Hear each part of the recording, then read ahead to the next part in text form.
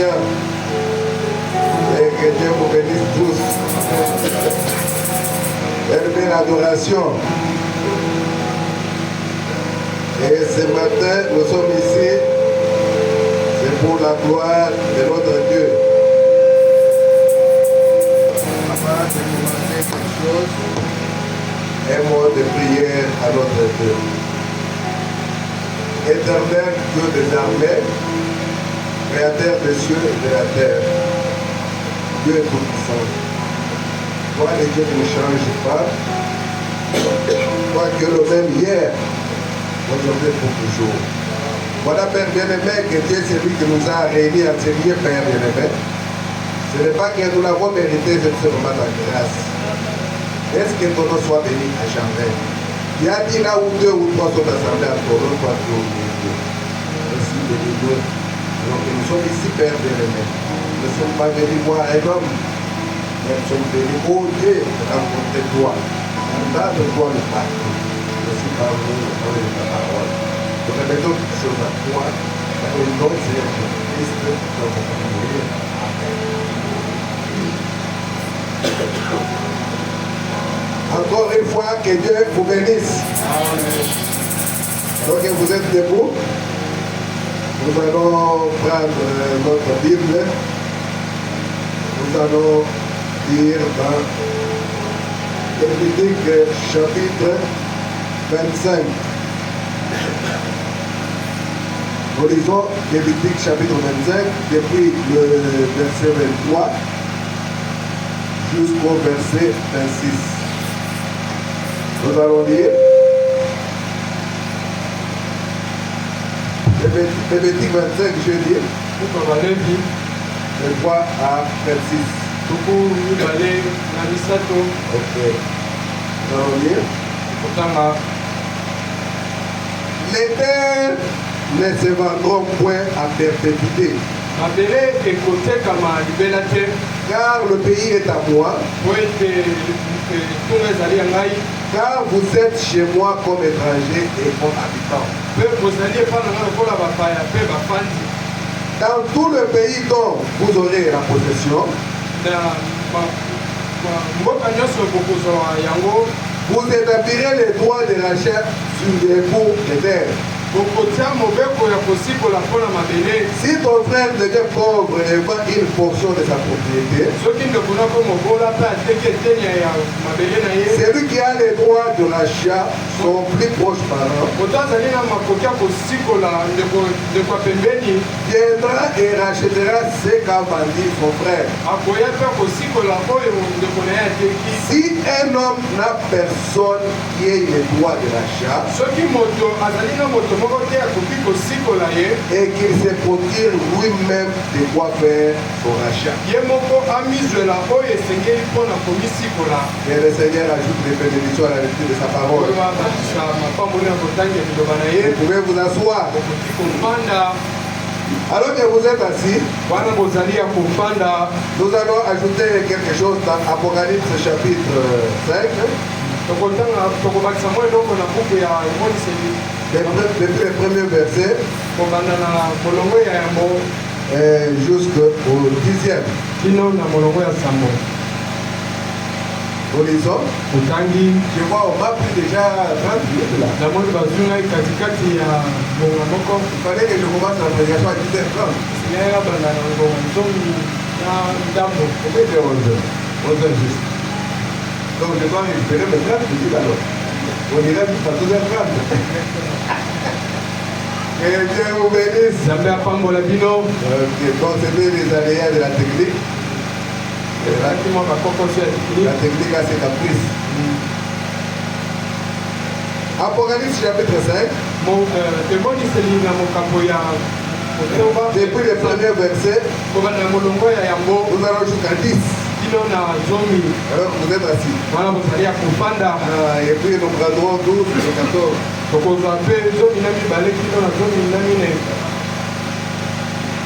Nous lisons.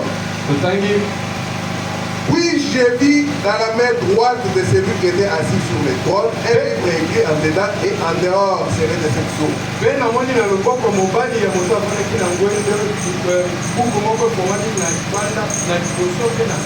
Donc c'était écrit en dedans et en dehors.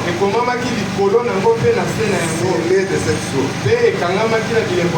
Et j'ai vu un ange puissant qui criait d'une voix forte. Qui est digne d'ouvrir le livre et d'en rompre les sceaux. Et personne dans le ciel ni sur la terre ni sous la terre, et puis ouvrir les livres ni le regarder. Et j'ai pleuré pour vous de ce que personne ne put trouver digne d'ouvrir les livres ni de les regarder. Et l'un des veillards me dit, ne pleure point. Voici les lions de la tribu de Juda, rejetons de la Bible, a vaincu pour ouvrir les livres et c'est cette eau. Et j'ai vu au milieu du trône et de 4 êtres vivants et au milieu de vieillards un agneau qui était là comme immolé. Il avait cette corne et cette yeux. Qui sont les 7 esprits de Dieu envoyés par toute la terre.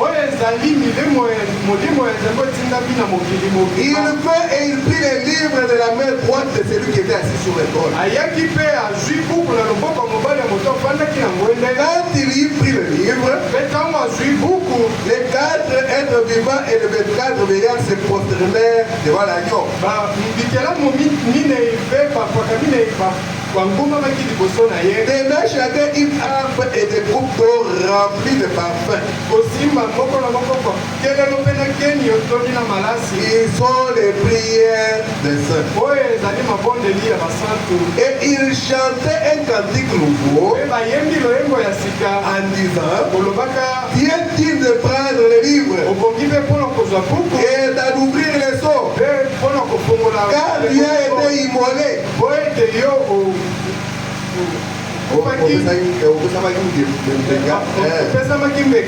Et bien racheté pour Dieu par ton sang des hommes de toute tribu,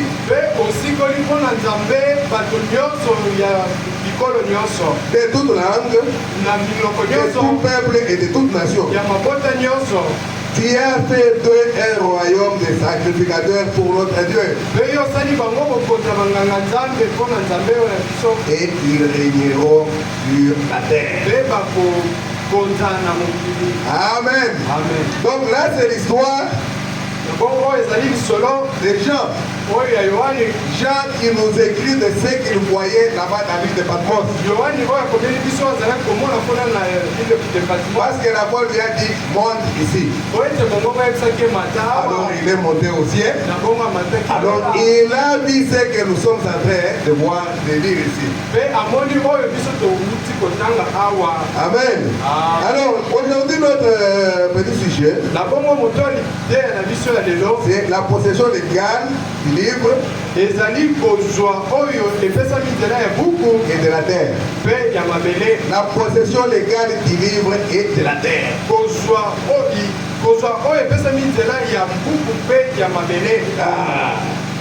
Amen. Amen. Ici, Jean est en train de nous parler. Quand il est monté au ciel, il a vu quelqu'un assis sur le trône. Et 4 êtres vivants étaient tout autour. Quand on avait vu la vision de Kébar, la vision d'Ézéchiel, on avait vu les 4 êtres vivants, c'est quoi? Et il y avait tout autour aussi 24 vieillards. On avait vu ça. Les 12 patriarches d'Israël et les 12 apôtres. Alors, ils étaient tout autour du trône. Na bongo bango nyonso bazalaki nzonga nzonga ya ngwende. Celui qui était assis sur le trône Kasi oyo avandaki avait un livre qu'il tenait dans sa main. moko asimbaki na loboko na ye. Et une voix a dit, Mpe mongongo moko elobi qui est digne de prendre le livre nani abongi mpe mpona kozwa et de rompre les mpe sceaux? ya kobuka bilembo. Voilà, trouvé personne. Amonaki moto te. Il a dit qu'il n'y avait personne, alobi ete moto azalaki te ni au ciel, atako na lola ni sur la na terre, mabele ni sous la mpe terre. na se ya mabele. Personne n'a été trouvé. Moto moko te abongaki. Et j'ai dit que j'ai commencé à Mpe pleurer. wana lobi na bandi kolela. J'ai à pleurer. Yohana leli.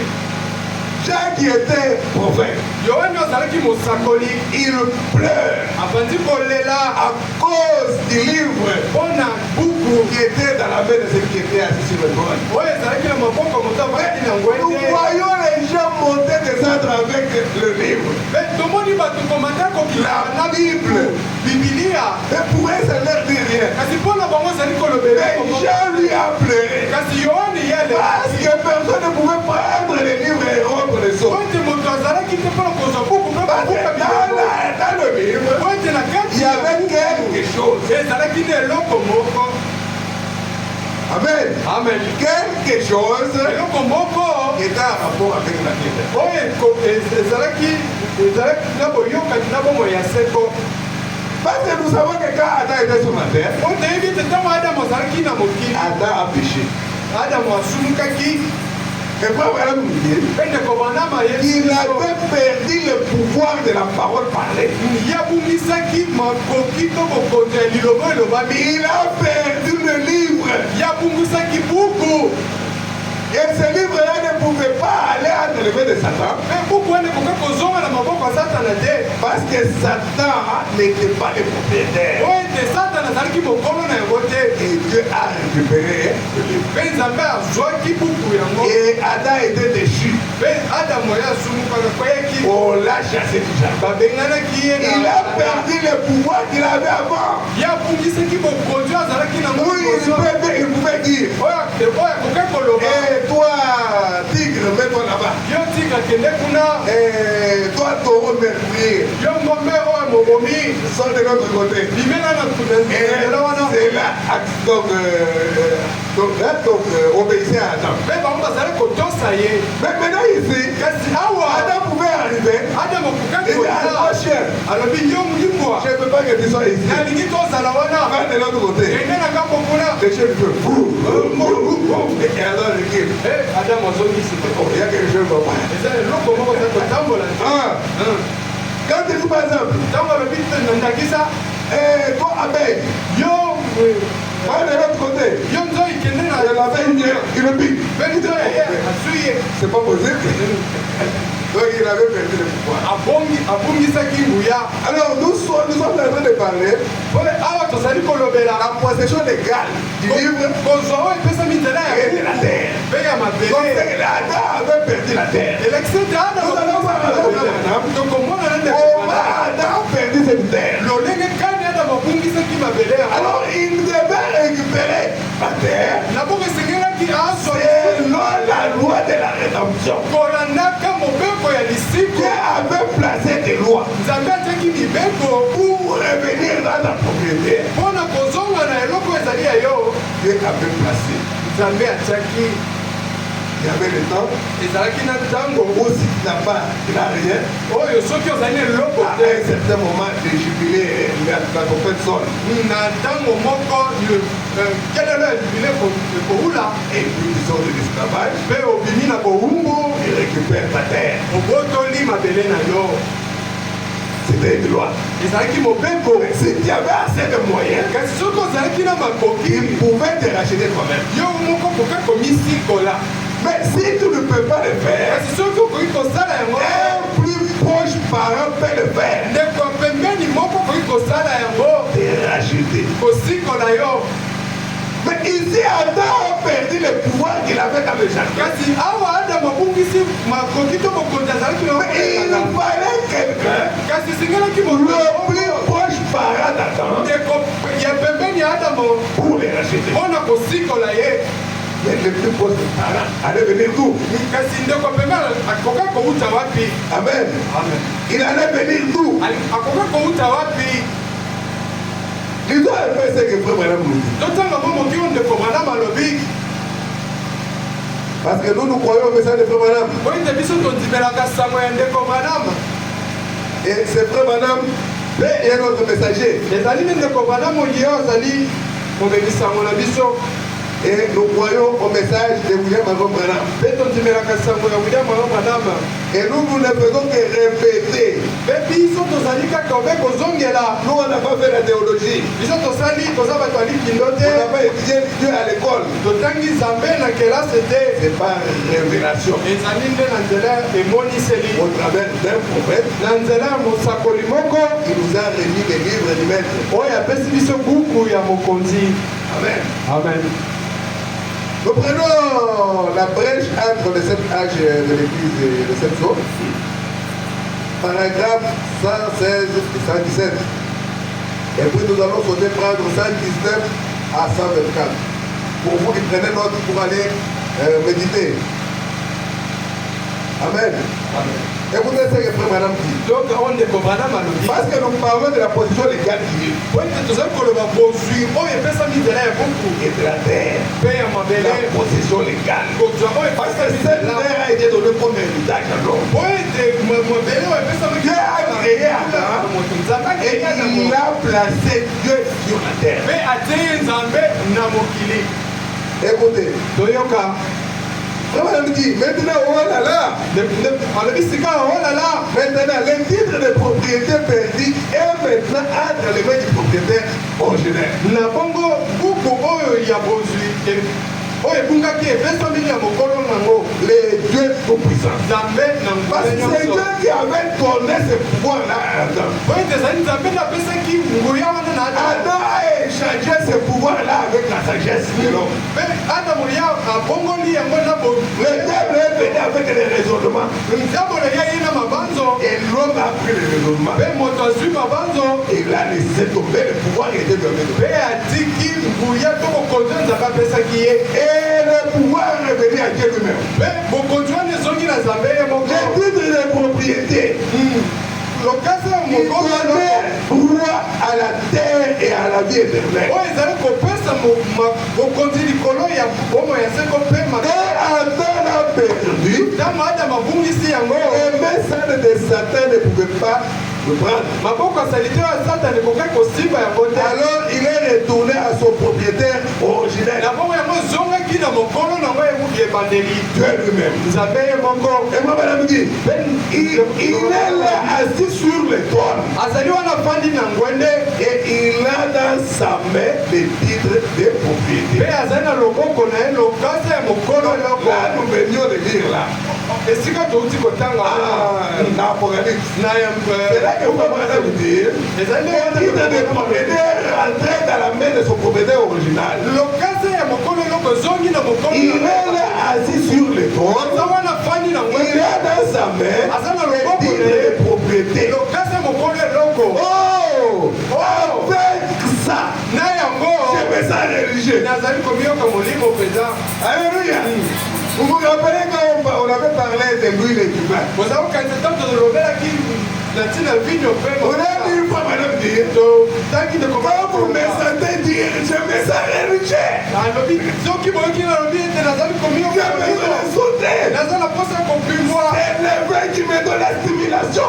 ezali yango ezali vino nde ezali kotindika ngai. Amen. Amen. Alors que nous parlons du livre, wana tozali kolobela na pour buku être restauré à l'homme, oyo esengeli ozongela na nous moto. devons nous sentir religieux. esengeli tomiyoka Et pousser des cris. mpe toganga. Alléluia. Alleluya.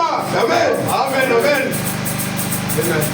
Il dit, oh là là, alobi o lala je me sens religieux. nazali komioka Mes amis, les titres de propriété lokasa ya mokolo qui eloko donnent droit à la vie éternelle. oyo ezali kopesa makoki Les titres de propriété incontestables. lokasa ya mokolo eloko bakoki kotelemela Ils te donnent droit à la vie éternelle. oyo ezali kopesa makoki ya bomo ya Dans la perdu, ntango adamu abungisi yango en choisissant la sagesse au lieu de la foi, akomponaka mayele nesika Il konzima est retourné dans la main du propriétaire, les deux propriétaires. yango ezongi na maboko ya mokolo nango nzambe na nguya. Amen. Amen. Madame dit que cela est rentré dans la main de Dieu lui-même. ndeko bona malobi yango ezongi na maboko ya nzambe ye moko. Qu'est-ce qui arrive à ce titre de propriétaire? nini yango ekomeli lokasa mokolo eloko Il est dans la main de Dieu. ezali na En loboko attendant les droits à la rédemption se fasse valoir. kozelaka makoki ya kosikola esalema. Donc c'est qu'il fallait depuis la Genèse. yango esengaki mpenza basikola Il yango. a fait une loi yango ezalaki na mobeko pour moko le rachat. mpona Mais kosikola. on va racheter kasi ça. lolenge kani esengeli kosikola. Amen. amen. Parce que nous devons reconnaître cela. po ete esengeli toyeba Et yango. dire que nous sommes quelque part, nous avons perdu notre droit. mpona koloba ete toza esika moko mpona tozongela. Mais dans ce temps de la fin, kasi na ntango ya suka Dieu est revenu avec ce livre nzambe azongi na buku yango de l'agneau oyo ya mpate au lion. mpe ya kosi. L'histoire de l'agneau lisolo ya mpate au lion. kino na kosi. Amen. amen. Et vous avez dit, oyoka alobi en attendant que les droits de la rédemption se fassent valoir, kozelaka mopeko ya lisiko esalema. il a pourvu un moyen de rédemption. ye apesi nzela ya kosikola. Il a pourvu à un chemin de retour. apesi nzela mpona bozongi. Aussi un jour, mpe mokolo moko le rédempteur doit le reprendre. mosikola esengeli Vous voyez où azwa. nous en arrivons maintenant. esika tokomi na yango Nous sikoyo. allons observer ce personnage qui est assis sur le trône. tokotala malamu moto oyo afandi na kati na Les dénominations ne savent pas qu'est-ce qui se passe au trône. bibomiseli bayebi te nini ezali koleka na Ils ngwete. peuvent tout simplement dire bakoki kaka quelqu'un kokoba est assis sur le trône. moto azafandi na Il ngwete a un petit livre. aza na mobuku ya moke.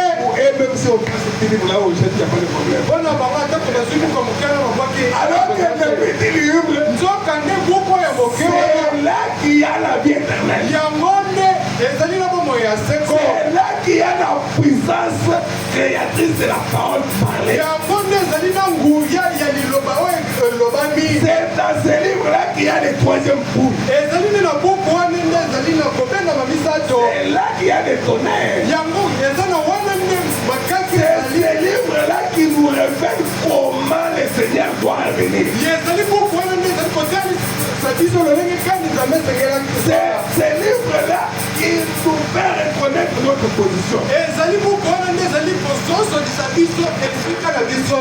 Nous allons observer ce personnage qui est assis sur le trône. donc kotala malamu moto afandi na kati na En ngwene. attendant que les droits à la rédemption se fassent valoir. kozelaka bakoki ya kosikola ekokisama. Sa rédemption. lisiko na ye. Amen. amen. Adam avait besoin de la rédemption. adamu azalaki na bosenga lisiko. Quand on parle d'Adam, ntango tozali kolobela adamu il s'agit de nous. ezali nde Parce que biso. nous sommes la descendance d'Adam. po ete tozali mokitani ya adamu. Adam a perdu le livre. adamu abukisaki Maintenant, on cherche quelqu'un qui peut prendre ce kasi livre-là. tozali koluka moto akoki kozwa buku ya. On n'a trouvé personne. bamonaki moto te. Même ceux qui sont au ciel. atako bazali na Même loka sur la terre. awa mpe na On mabele. demandait quel est cet homme-là qui pouvait prendre le livre. bazali kotuna motuna nani akoki kozwa buku oyo. Et Jean a pleuré. mpe yohana Et nous allons voir pourquoi il avait pleuré. mpe tokomona mpona nini yohana Un prophète mais qui pleure. mosakoli kasi Il a pleuré amèrement. ye mpenza aleli mpenza na motema pasi. Ça doit nous interpeller. yango esengeli ebenda Et biso. tous ces gens qui disent qu'ils prient, nous sommes les dimanches. mpe batokisi balobaka Ils se sont déjà posé la question pourquoi Jean a pleuré. bango batika komituna motuna mpona Et ils ont déjà la réponse à pourquoi Jean pleurait. bango basili kozwa eyano mpona nini yohana alelaki. Alléluia. Amen. Mais nous avons la réponse. kasi biso tozali na eyano. Amen. Amen. Et Madame dit, mpe ndeko bwana malobi sa rédemption signifie, lisiko na ye elakisi. au verset 119, Sa rédemption signifie ici qu'on est là, qui la possession légale complète de tout ce qui a été perdu par Adam et Ève. bozwi oyo epesami nzela ya oyo nyonso Adam na Eva babungisa. Oh là là! Quel effet cela devrait faire à un chrétien de nouveau? kobengama nini yango esengeli kosala na mokristo akotami ya sika? La possession légale du titre incontestable. bozwi ya lokasa oyo bakoki kotelemela te. Du titre de propriété. lokasa oyo ya kokolo eloko Il donne droit à la vie éternelle. oyo ezali kopesa bakoki na bomoi ya seko. Dans ce livre, lakisi ete na kati ya buku il y wana avait la vie éternelle. bomoi ya seko ezalaki na kati. Manquez ce livre-là, zanga buku wana c'est fini. esili. Jean avait raison de pleurer. yohani azali na Nous verrons que ce n'est pas parce que Jean lui-même n'était pas libre. ezalaki te mpo ete yohani ye moko akokaki te. Madame dit Jean ne plairait pas pour ça. yohani nekomana malobi yohani azali kolela mpo Jean voulait même voir quelqu'un qui pouvait prendre le livre yohani alingi kutu komona te moto okoka kozwa buku et rompre les seaux. mpe kobuka bilembo. Mais le fait de ne pas avoir même quelqu'un, kasi kozanga te komona moto c'est là pour dire que l'humanité était perdue. yango ezali kolakisa ete mokili ezali kokufa. Alléluia. amen. Voilà, continue de dire. nekopana makomi Adam ne pouvait pas satisfaire aux exigences de la rédemption. adamu ya koka kosepelisa Les exigences. mitindo oyo esengeli mitindo ya lisiko. Donc, c'est qu'il y avait des exigences. elakisi ezalaki na kosenga. Mais Adam ne pouvait pas remplir ces règles. kasi adamu ya koka kokokisa Les parents rédempteurs tata mosikoli devraient remplir certaines exigences. ye esengelaki akokisa kosenga moko. Mais la Bible, nous avons dit dans Lévitique 29, me kasi na bibilia totangi na buka que la personne peut se racheter elle-même. ete moto ye moko akoki komisikola S'il n'y a pas quelqu'un qui peut le faire pour lui. soki moto akoki kosikola ye Et s'il a des moyens pour le faire. azali na makoki oyo esengeli Ici, kosala. Adam ne pouvait même pas le faire. kasi awa adamu akoka te kosala yango te Parce que lui-même po ete ye moko était déjà déchu. ye asili kokweya. Ah, écoutez, toyoka il ne pouvait pas satisfaire aux exigences. ya kokaki kokomisa Après qu'il a vu qu'il avait perdu, na nsima komona ete abungisaki il avait péché. Il asumukaki s'était séparé de Dieu. ye akabonaki na Et nzambe il était de ce côté-ci de la Bible. ye azalaki na esika oyo ewelo. Alors, il ne pouvait pas le racheter. na bongo akokaki kosikola ye te.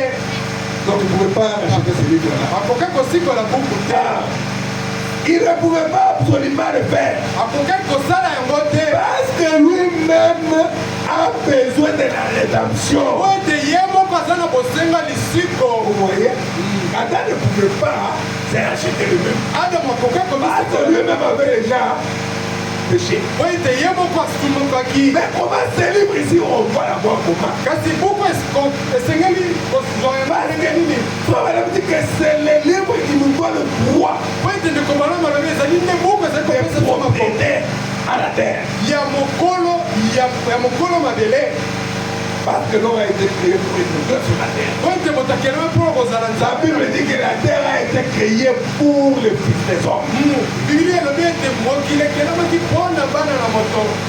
Mais la loi exigeait un parent rédempteur. kasi mobeko ezali kosenga tata mosikoli. La loi de Dieu exigeait un parent rédempteur. mobeko ya nzambe ezali kosenga. Si vous voulez les noter, soki yo olingi okoma yango parent rédempteur, tata mosikolo ça se trouve dans Lévitique 25. yango ezali na buku ya balevi. Frère Branham s'adresse à ceux qui votent. ndeko bana basengi ete bokoma. Il dit, pour vous qui voulez noter, mpo na bino ça okomaka. se trouve dans Lévitique 25. yango ezali na buku ya balevi 25. Pourquoi noter? mpo na nini kokoma? Pour aller méditer. mpo na komaniola. Amen. amen. Ne faites pas comme moi à l'époque là. mosala lokola nga te na batango wana. Là, quand je venais de croire, là, j'avais toujours même là. ntango nauta kozima nazalaki na Vous savez ce qui m'est arrivé? oyebi oyo ezali komela ngai. J'étais comme ça dans l'église. nazalaki boye na losambo. Donc, j'ai suivi la prédication efficacité. nazalaki kolanda mpenza liteya mpenza na yoki Je pouvais ne pas écrire. nakokaki ata kokoma te Là, c'était au travail de Bidima. wana ezalaki na mongongo ya mudumai Et là, la progression, c'est 2 heures. Hein? 2 eza na heures. lite ezali kaka mongongo mibale Même aujourd'hui, plus 2 heures. kino lelo ezali kaka mongongo mibale Vous avez 2 heures. Vous arrêtez là où vous êtes arrivé là. ozali na Vous n'allez pas dire au soir, moi, encore 5 minutes. Non. okoloba te obakisa na ngai ta Quand même 2 heures, frère. ezalaki na mongongo mibale C'est vrai quand même que la prédication, ça y est. pourquoi kosala nyonso osengelaki mpona Mais c'est le Saint-Esprit qui va. L'esprit de prophète est toujours prophète. molimo basakoli ekonzeli na basakoli Dieu est de toi. nzambe azali nzambe alima esengeli olanda lima oyo ezali awa Amen. Amen. On va venir nous dire, esengeli toya koyebisa oh biso non, c'est le Saint-Esprit. Oh. On fait que oyo ezali molimo santo nde ezali le ete Saint-Esprit connaît ici, il y a l'ordre de 2 heures. kasi molimo santo yebi ete awa ezali na lima ya mbongo mibale Amen. Amen. Et là, vous pouvez suivre la prédication. mpe wana koka kolanda Il est liteya bien à la fin. lebandeli Toutes kino les suka situations qui se donnaient. Les personnes kama nyonso ezala kopesa je nyonso retenais comme si c'était dans un ordinateur. nazala kokanga yango lokola na Et quand j'arrivais à la maison, soki nakomi na j'ai ndako sorti maintenant mon cahier. nakozwa buku na ngai Du Lévitique 25, lebi verset 23 à 26. olongo ya tiko mibale misato kotoba En tant que Dieu m'a compté. nzambe mabe Après cette célébration, bon, là, il y a la marché. Je termine la prédication comme ça, là, et j'ai toute ma prédication dans la médaille. nasilisi liteya mobimba mpenza Mais maintenant, je ne peux pas le faire. kasi kaka nakoka kosala ngo lisusu te Amen. amen Et parfois ici, mpe ntango mosusu awa nous commençons l'équipe de l'école de souffle à 9h30. bikuke komama na Frère Madame dit, et 30 minutes là, c'est pour la méditation. 30 minutes wana ezali mpona C'est komanya déjà l'équipe. yango ezali lekilte C'est dans l'ordre de l'église. yango ezali na kati ya lima na kati À ya 10h juste, na 10h juste on commence les chants. tobandi baloyembo À 10h30, mpe na 10h30 la prédication commence. liteya ebandi Nous, on commence même à 9h30. kasi biso tobanda Je vous raconte, on appelle le musulman. nazobetela biloko na mobamba mudumai On quittait la maison à 4h30. tozali kolonga ndako na 4h30 Et à 5h, 5h30, au plus tard, on est déjà à l'église. mpe 5h to 5h30 tozali Les portes sont encore fermées. bikuke ezali na ya kokanga C'est à 6h pour nous. eza na 6h nde Et il bafungolaka y a déjà une foule dehors, c'est plein dehors. mpe bato etuluku ya bato bazalaka wana bazalaki wana Dès qu'on ouvre à 6h, ntango bafongoli kaka na c'est la bagarre eza nde bitumba pour entrer. eza nde bitumba mpona kokota na mongomba mudumai À 6h quand on ouvre, na ngonga motomba ntango koye l'église peut même se déchirer. Et ici on vient kasi awa tozoya à 11h, on s'assoit. ofandi Je ne sais pas. naza Bon, je ne sais pas si on a koyebi une te so na mongomba mudumai eza kaka À 6h on ouvre. na ngonga motomba soki bafongoli Si on portait la veste, peut-être soko olata kazaka ata mosusu babuta kotikala et l'équipe commence à 8h juste. mpe bise ebandaka na 8h juste On ouvre à 6h, c'est la bagarre. ofongoli na ngonga motomba bitumba Vous avez seulement dit que non, c'est là-bas, tout ça. okolobaka ezali kaka kuna Non. Il y a un frère qui nous racontait l'histoire. eza na ndeko mobali moko azali kobetela biso lisolo Il était venu en Guinée. ye C'est le frère Brett de Jamaïque. ezali ndeko fred ya jamaïque Je crois qu'il était venu avec le pasteur Youms des États-Unis. ye ayaki elongo na C'était un noir américain. ye aza moyindo oyo amerika Après, madame parle de lui, donc c'est dans le discernement. Si pas les autres qui tentent de la faire, mais quelle est cette impression sur la montagne? ezali mosakola ezali koloba ntina ye na ngonga bososo Ce sont les deux prédications qui se sont prêchées le même jour. ezali mateya mibale oyo etemaki na mokolo moko Donc le matin, c'était les autres qui tentent de la faire.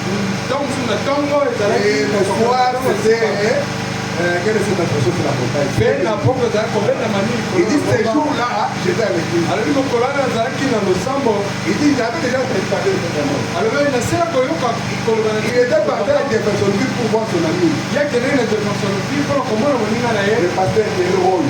mokengeli jeri Le vieux Jerry Roy, parmi les anciens. ngoyi azali moko bapaka Le pasteur de Charlotte, je vois là où le pasteur Matamba est là pasteur. mokengeli ya salon Jerry Roy.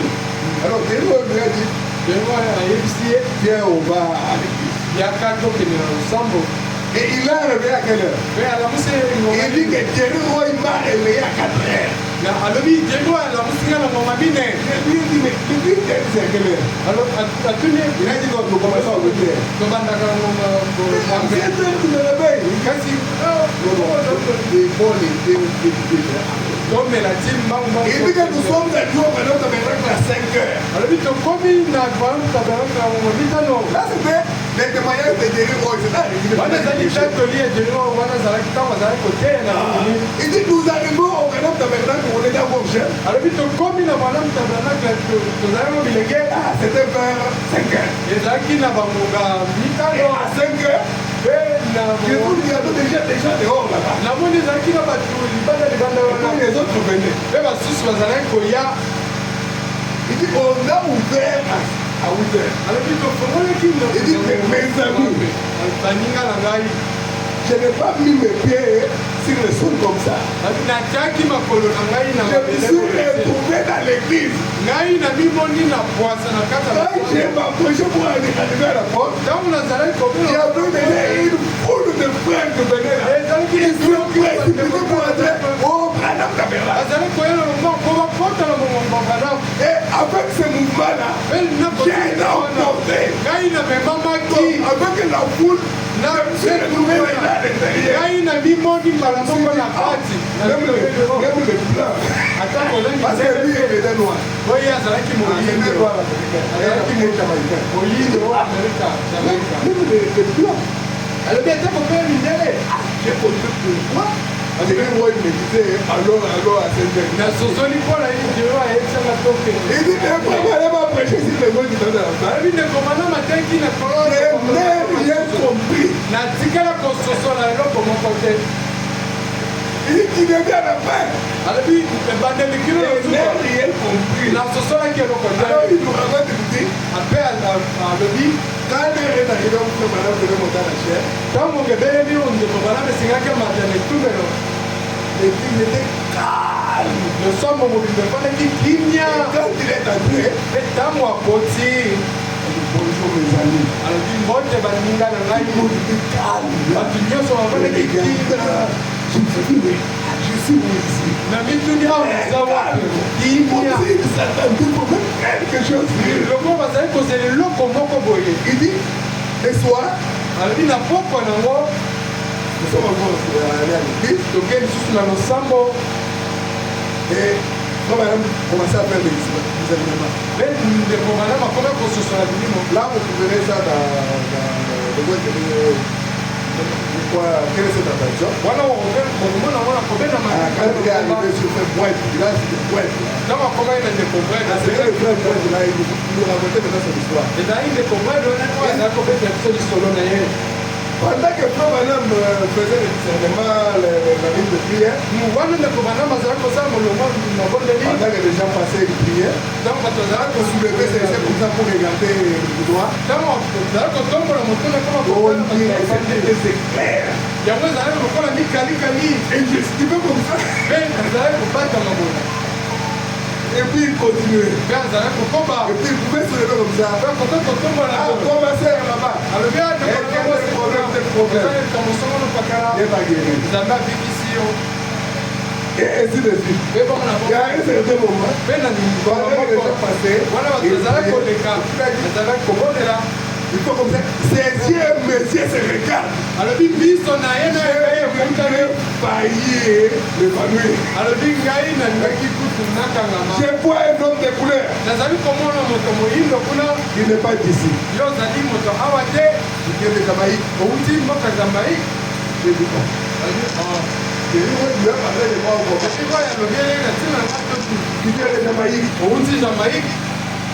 Ton nom c'est poète. Comment on a un poète? Connais mon nom. Alors, comment on a un Tu as un problème dans ton cœur. Ozana likambo moko koko somo na motema. C'est pas pour toi. Eza po na yo te. C'est pour ta femme. Eza po na mwasi na yo. Il dit mais ça, même des mots, je ne veux pas dire ça. Alobi oyo natikali koyebisa mwasi ajebe oyo te. Alléluia. Amen. Il a un problème au niveau de la jambe. Aza na kokoto na lokolo. Et bien guéri. Abikisami.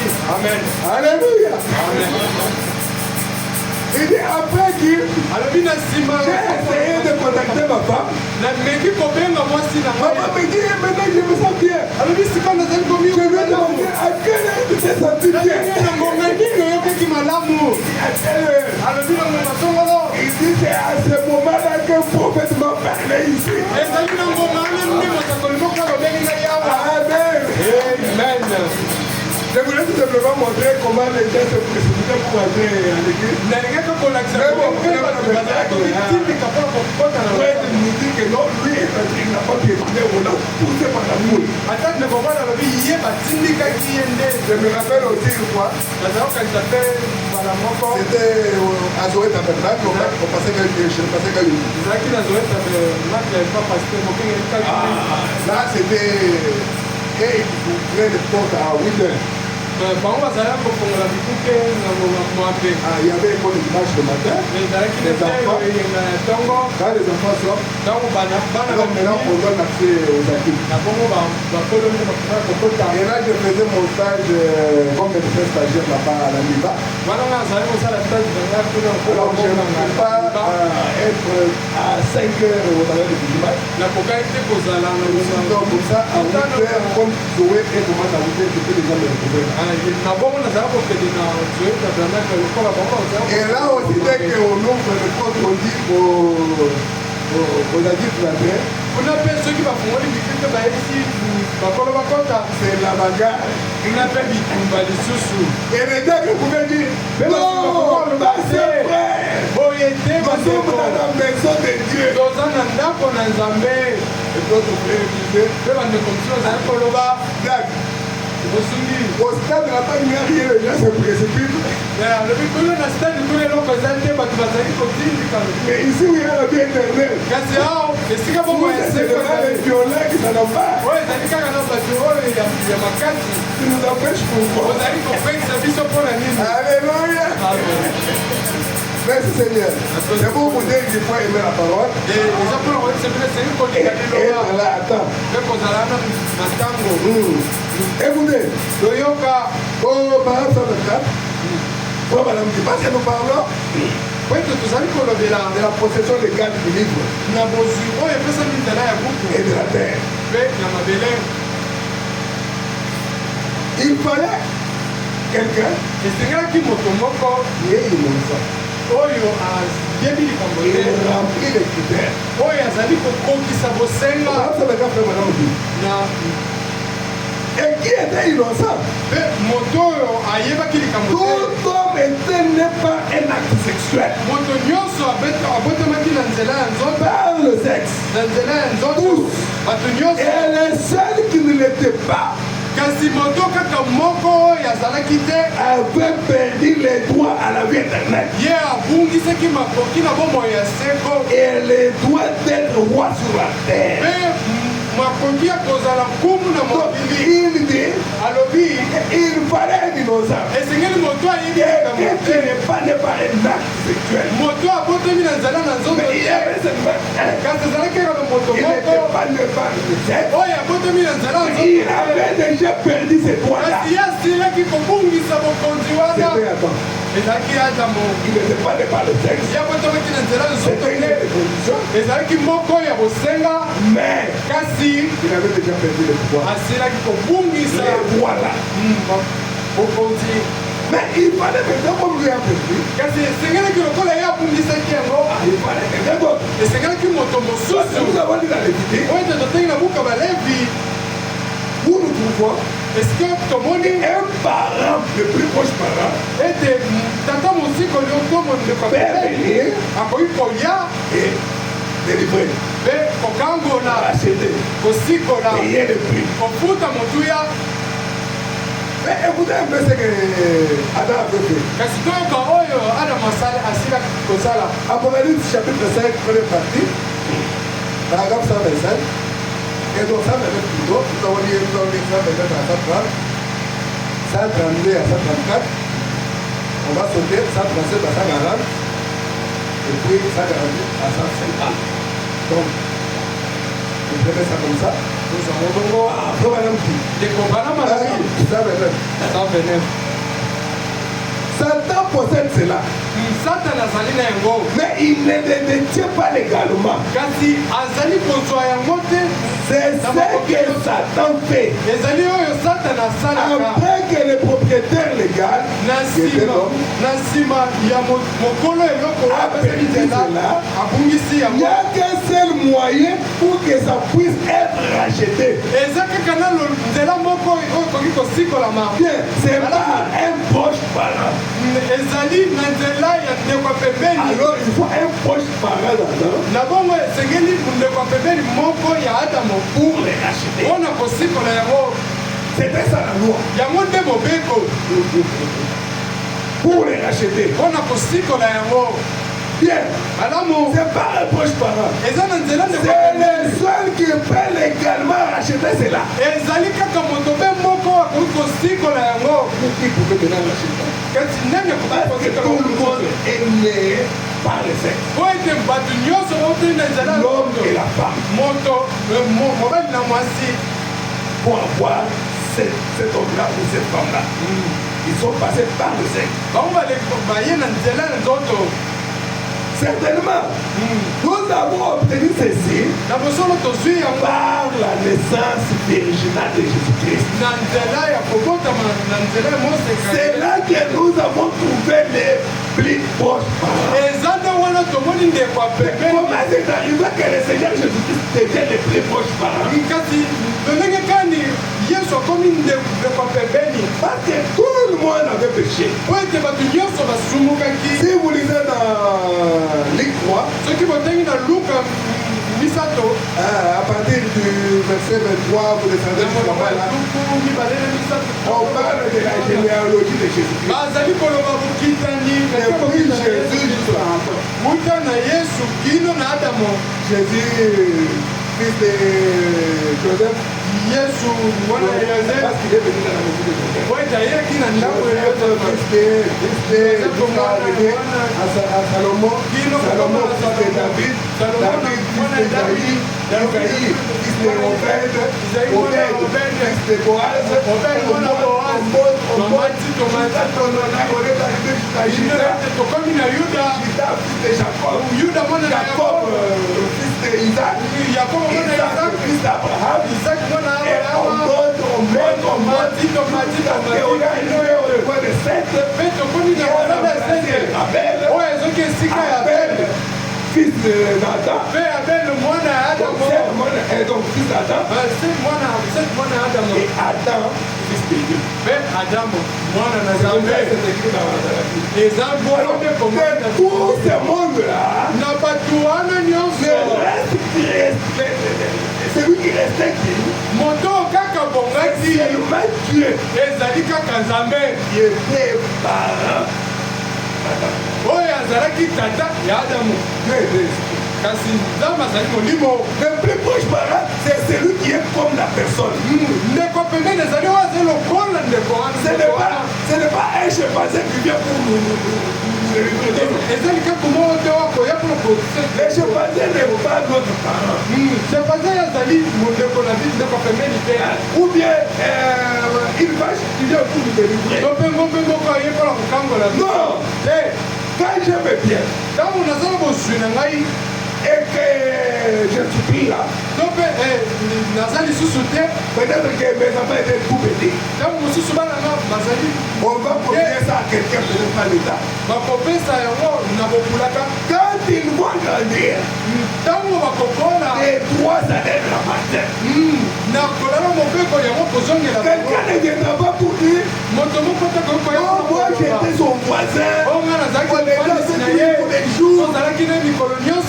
Et lui, on était toujours avec lui. C'est mon véritable ami. Je vais éviter ce Seigneur. Ça ne va pas marcher. On va lui dire qu'il n'est pas son proche d'argent. Mais si c'est mon fils qui vient, c'est appartient à mon père. Je vais récupérer cela. C'est ton fils, hein? Tu l'avais laissé à moi ça. Ça aussi. Pourquoi? Il a rempli le politique. Alors, si lui, mon fils n'est pas là, et à ce moment mon frère peut venir. Il y a des décrets de parenté. Mon père est plus proche. Nous allons voir ça avec l'exemple de Ruth. Quand on avait acheté Naomi par Boaz, et Boaz a récupéré en même temps Ruth. Mais au départ, Boaz n'était pas le plus proche. C'est quand le plus proche a décliné. Et Boaz a récupéré. Amen. Écoutez, maintenant, je voudrais dire quelque chose. La première chose à laquelle nous voulons nous référer, si nous retournons dans l'Ancien Testament, c'est dans Lévitique 25. Là, vous pouvez trouver les lois de la rédemption. Vous qui prenez note, c'est là qu'on trouve. Mais qu'est-ce qu'il y a là-bas? C'est ce que nous avons dit ici. Dans Lévitique, au verset, donc chapitre 25. Les terres ne se vendront point à perpétuité. Donc, c'est-à-dire, si j'ai vendu une portion de ma terre, ce n'est pas pour toujours. J'ai encore le droit de racheter. Les terres ne se vendront point à perpétuité.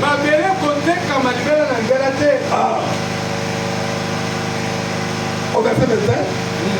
Si ton frère devient pauvre, elle veut une portion de sa propriété, c'est lui qui a le droit de rachat. Son plus proche parent. Pourquoi la Bible dit son plus proche? On a beaucoup de parents, non? Mais les plus proches, son plus proche parent viendra et rachètera ce qu'a vendu son frère. Au verset 26, Lévitique dit, si un homme n'a personne qui a le droit de rachat, et il se procure lui-même de quoi faire son rachat.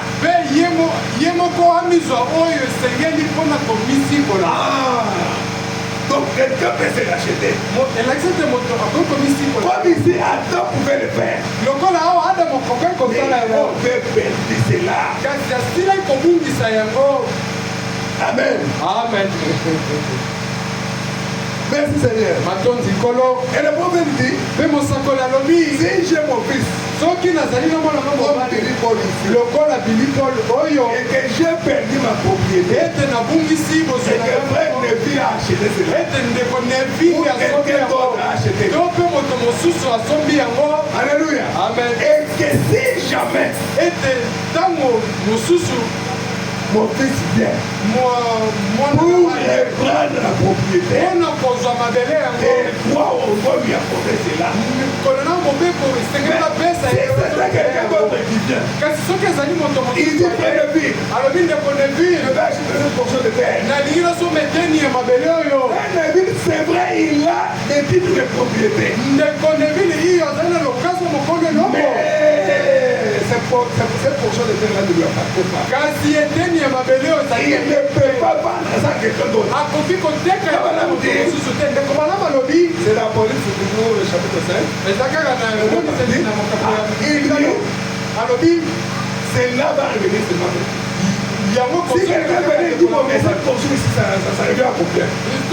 soki moto Il dit, non, ça fait $25,000. o 25 000 dollars Moi, $25,000, tu me donnes ça. zwa 25 000 dollars pesa Et ngai les villes, c'est non la loi de l'achat. ndeko ndepi kolandaka mobeko ya Il lisiko va lui dire non.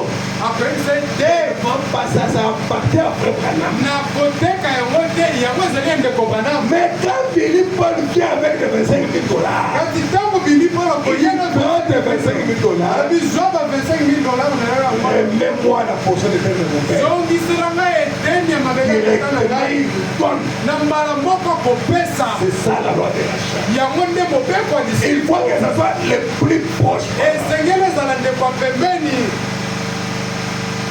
Merci Seigneur. na tondi kolo Écoutez, toyoka Frère Branham dit, ndeko on va banam alobi essayer ça, Branham. Il n'est pas étonnant que Jean ait dit qu'il plairait aménement. eza kokama te ete yohana aloba moto mokoaleli mpenza na mpasi nyonso Parce qu'il ne pouvait pas trouver un homme qui fut digne. po ete amonaki moto mpona kosikola D'abord, cet homme doit être digne. yambo moto wana esengeli abonga be Jean a dit, j'ai pleuré aménement.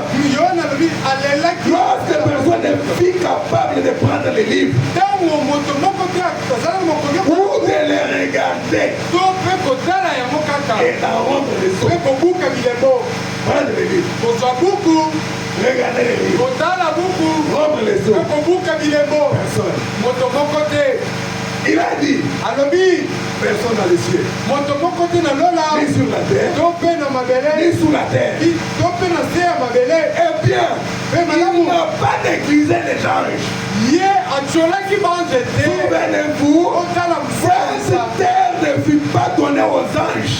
mokili to mpe mabele oyo epesamaki na On banze dit que te cette terre n'appartient pas aux anges. ndeko malamu alobi mabele epesami na banze Les anges n'avaient rien à voir avec ça. banze baza na eloko kosala te na mabele La rédemption, ce n'est pas leur problème. lisiko eza etali bango te D'ailleurs, il faut seulement regarder les racheter. kasi bango bakotala Avec kaka chanter la basiko rédemption en vie de haute foi. boyembaka lisiko na mongongo Les makasi anges regarderont seulement. banze bakotala Les kaka anges n'ont rien fait. boyebaka eloko moko te Alléluia. amen Eh bien, Gabriel était dit, gabriel ye cette terre n'était pas donnée aux anges. mabele oyo epesamaki na banze C'est l'héritage de l'homme. yango eza libula ya moto La terre nous appartient. mabele eza Il faut te ebiso dire là où tu es. esengeli oloba Que esika oyo cette ozali terre ete mabele oyo m'appartient. eza ya ngai Dieu m'a placé sur la terre nzambe atinga na pour mabele régner. mpona kokonza Pourquoi nous ne devons pas avoir peur? ya bongo nde esengeli tolamba Quel que soit le problème, atako likambo moi je nini suis un fils de Dieu. loba ete nazali mwana Dieu na nzambe m'avait placé sur la terre nzambe atianga na mokili pour régner. mpona kokonza Alléluia. Et d'autant plus que les livres est déjà rentré. mingi kutu lokola buku esili kosikola Parce que le prix a été demandé, a été donné. po ete motu oyo esengamaki Les sang a été versé. makili esikali kosopana Alléluia.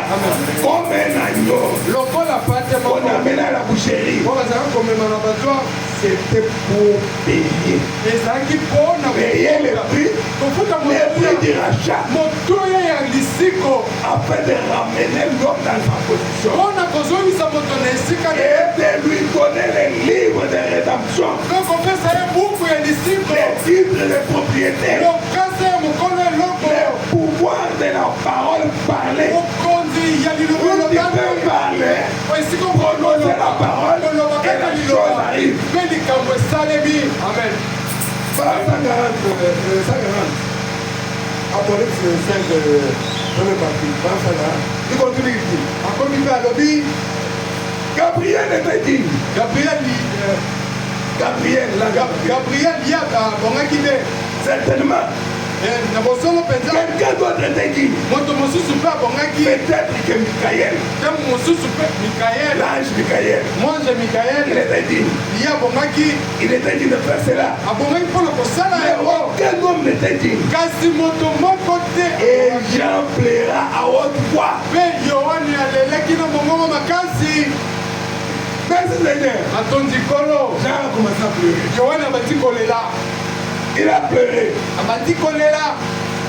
Maintenant, sikawa. parlons un tout du Père de la rédemption. Tolo bama mokie pona lisiko. Avant que cette personne puisse racheter, Ya moto ya sikola. elle devait être digne.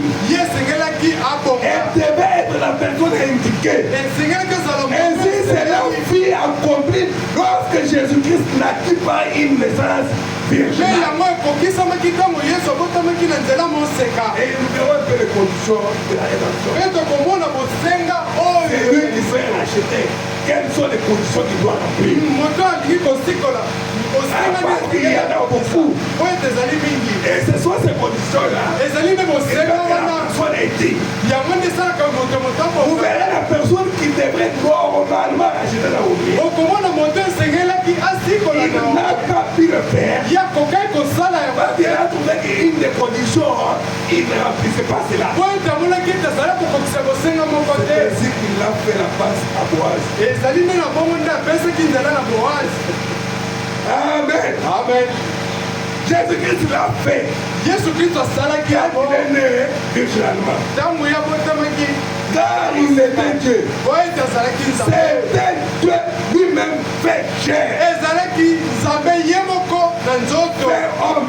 oyo akomi moto. Il était Dieu dans la chair humaine. azalaki nzambe na kati ya nzoto na moto. Parce que lui était esprit. po ete ye azalaki molimo.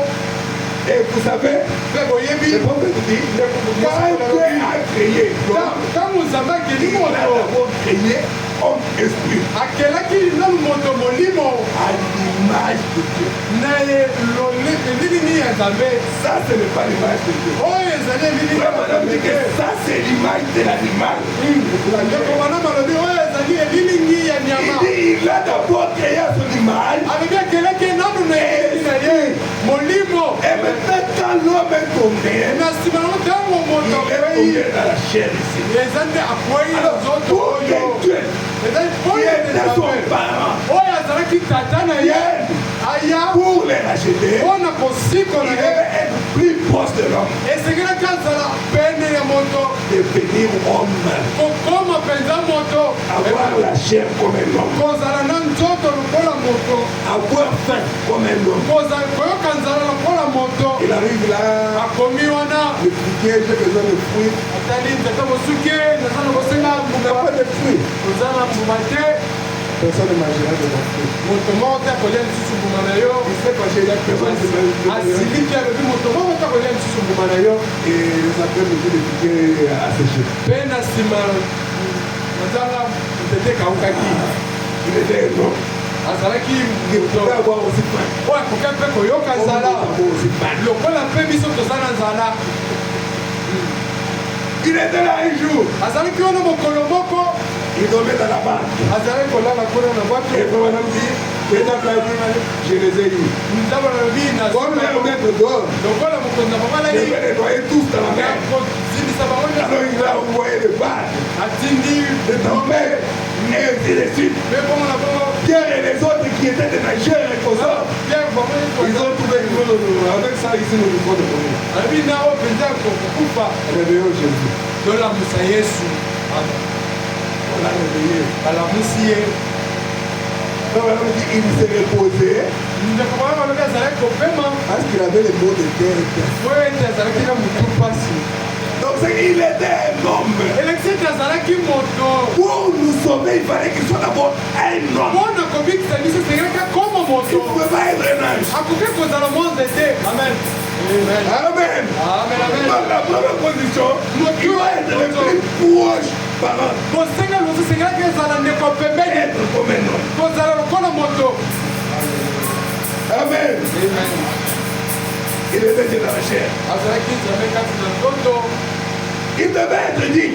esengelaki atonga be Il était azalaki parce qu'il avait la forme d'un homme. azalaki yango mpo azalaki na lolenge na Il moto devait homme. akomi Dieu moto est devenu notre parent. nzambe akomi tata na biso Et là, me wana nous découvrons les beaux rôles de Jéhovah. tomoni mpenza mosala malamu wa yehova Il fit fait chair et qui habita parmi nous comme celui qui est digne. mpe akalataki nzoto mpe afandi esika moko na biso lokola moto abongaki Et regardez un peu ce qui s'était passé à la contrôle. totala nano oyo esalemaki na La ngwende Bible dit bibili elobi qu'il était assis sur le trône. moto moko afandaki na ngwende Il avait un petit livre qui tenait dans ses mains. azalaki na mobuku moko ya moke asimi na loboko Quand on a demandé qui est digne, ntango batuni nani abongi personne n'était digne. moto moko te abongaki On a dit avec vous l'Apocalypse. totangi na bino elongo na emoniseli Il trône et sortit l'agneau. na kati na ngwende bimi Il y a combien de personnes sur le trône? bato bazali boni na Donc, kati ya c'est ngwende Dieu lui-même ezali nzambe qui faisait elongo chair. komi kolatisaka Parce nzoto que personne n'était digne. po ete moto moko te abongaki Il trône. na kati na Sur ngwende le trône, quelqu'un est assis. soki na ngwende moto afandi Et il trône, l'agneau c'est le Dieu. me na kati na ngwende pate atelemi Alléluia. amen C'est Dieu lui-même se faisant homme. ezali nzambe ye moko komisaka moto Maintenant, sikawa dans l'Ancien Testament, na boyokani na kala comment un homme devait-il réclamer sa propriété? oni moto akokaki kosenga Que bosika faisait-il? azalaki kosala nini Il prenait 10 anciens azalaki kozwa bampaka et il allait à la porte mpe azalaki kokende liboso et il annonçait ce qu'il faisait pour racheter ce qu'il avait perdu. mpe azalaki koyebisa bango mpona eloko oyo esengeli mpona Le rachat se fait en présence des gens. lisiko esalemaka na bozalisi ya bato Quand tu veux racheter, soki olingi kosikola quand tu rachètes, ntango asikoli le rachat, lisiko c'est en présence des gens. ezali na bozalisi na bato La personne va là-bas moto ake kuna et réunit les anciens asangisi bampaka et il fait valoir son poids.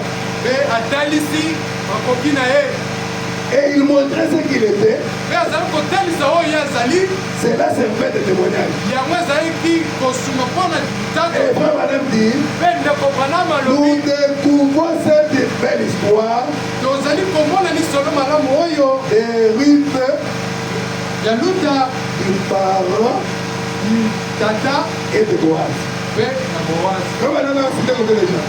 ndeko branama ataki bandeko mokamboni Trois personnes. misato Nous trouvons cette belle histoire azali kotala lisolo ya malamu de Ruth, ya luta du parent ya tata et de Boaz. mpe bowazi Ouais, mais qu'est-ce qui s'est passé dans la Bible? totala nano oyo elekaki na bibilia Ah, qu'est-ce qui s'est passé là-bas? nini elekaki kuna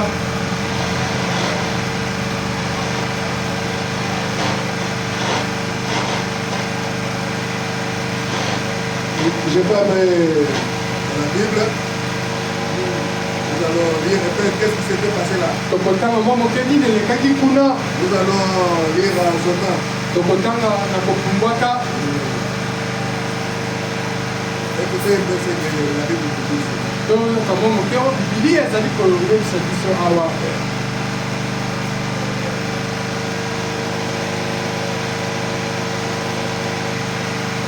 Nous allons prendre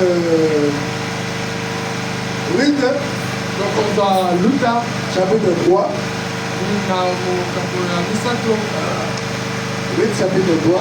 luta mokambo na misato Depuis le 7e verset. kobanda na molongo ya sango Ah, pour vous qui écoutez, mpona bino ozali kokoma vous qui prenez note. to mpe ozali kokoma Ruth, chapitre 3. iyo luta mokambo misato Boaz mangeait et dit, boazi azalaki aliaki mpe et son cœur était joyeux. mpe motema na esepelaki Il allait se coucher à l'extrémité d'un tas de chaînes. azalaki akende kolala na se ya banzete Ruth alors tout doucement mpe luta ayeki mpenza na malembe découvrit ses pieds mpe amonaki makolo et na se ye coucha. mpe alalaki na se Au milieu de la nuit, na kati na butu c'est comme une prière. moto akotaki na bobangi Il se pencha et voici une femme était couchée à ses pieds. balukaki mpe atali amoni mwasi moko alali na Il dit, qui es-tu? ozali nani Elle répondit, ayanoli je suis Ruth, yazali ruta ta servante. mosali na yo Étends ton aile tanda lipapu na yo sur ta servante, na se ya mosali na yo car tu as droit de rachat. oyo ete ozali na makoki ya kosikola Écoutez la réponse de Boaz. toyoka ya noboasi Aux autres bras, verset 12. tokumbe tozwi Ruth 3, verset 12. Vous pouvez lire toute l'histoire depuis les premiers versets. Donc, lisez tous les livres de Ruth. ngotanga buku motuba ya luta C'est 4 chapitres seulement, c'est pas ezali kaka beaucoup. makambo minei Vous allez avoir une belle idée de ce qui s'est passé. okozwa libanzo na Écoutez la réponse de Boaz. toyoka eyano ya boazi Il est bien vrai ezali mpenza que j'ai le droit de rachat. ete nakoki kosikola Mais il en existe un autre plus proche que moi. kasi ezali na moto moko azali pembeni koleka ngai ndeko bana balobi L'histoire de lui, lisolo ya luta du parent et la mère, ya qui tata devait être kosikola oyo asengelaki et de kosikola Boaz. mpe ya boaze Boaz venait en deuxième position. boaze azali koya na sika Et lui-même me reconnaît ici. mpe ye moko azali koyeba ngo awa C'est comme quand j'étais bien, eza lokola naza te un ami dit à mon petit frère, moninga moko esi leki na nga mobali ton grand frère a laissé de passer là-bas, il était non? tata ndeko na yo atiki nzambene mpona na Il faut aller le prendre. esengeli okende kozwa ngo Il va me dire, okoyebisa c'est ye vrai, je suis son petit frère. iyo nazali leki na ye Je fais partie de l'héritage. naza mpe na makoki na libula Mais il a des enfants. kasi azali na bana Et d'abord, bango eza nanu bango nde esengeli kozwa yango c'est un peu ça. eza mabongo Alléluia. amen Il aimerait que j'ai droit de rachat. eza ya solo ete naza na makoki Mais il en existe un autre plus proche que moi. kasi ezali na moto moko azali pembeni koleka Parce qu'il vit ici la nuit.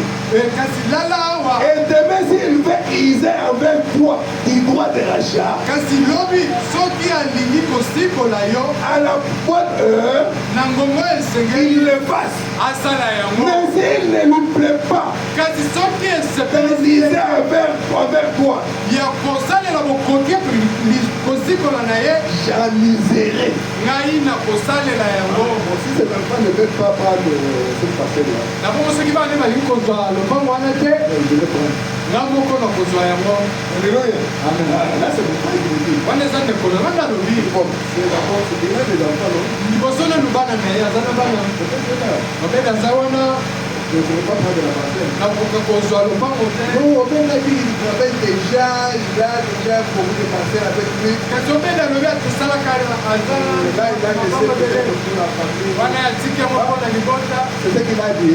alobi bongo Ah, oui.